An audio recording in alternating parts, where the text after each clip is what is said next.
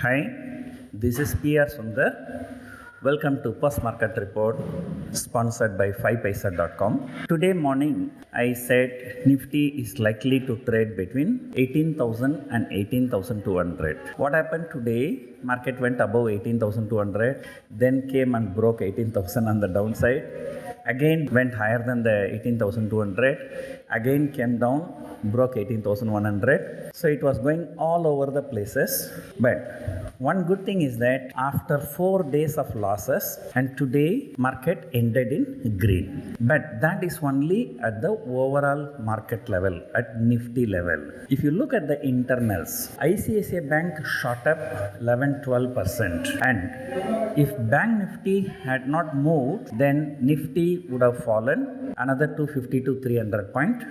Nifty would have closed well below 18,000. So the market was saved only by banking stocks, and that too ICICI Bank, Axis Bank.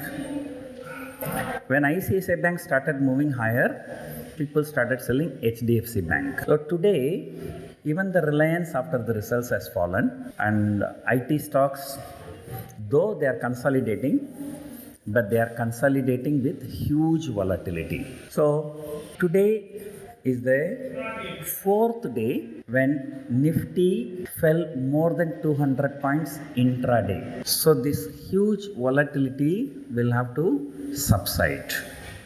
Looking at the price action, I think today also FII would have sold heavily, and probably DII also would have bought heavily.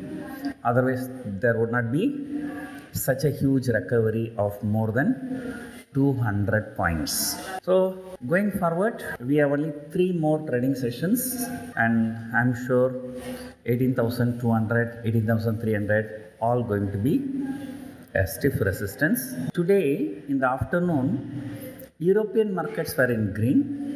Even the US futures were also slightly in green, but despite that, we were swinging up and down so violently.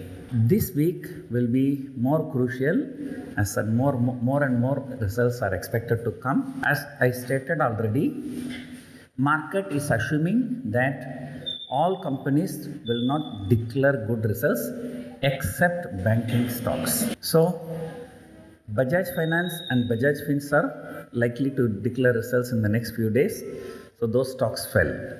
But Axis Bank is likely to declare the result next few days, but it has shot up.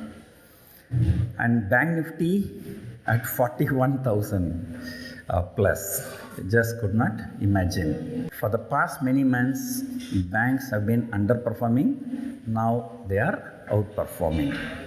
So let us wait for the institutional data and for a global cues, and expect more volatility in the next few days. Usually the last week of the month is usually highly volatile, but now the volatility even started the week before.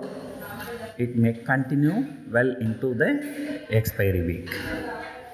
So hope you enjoyed listening to the audio. Thank you for listening. Bye.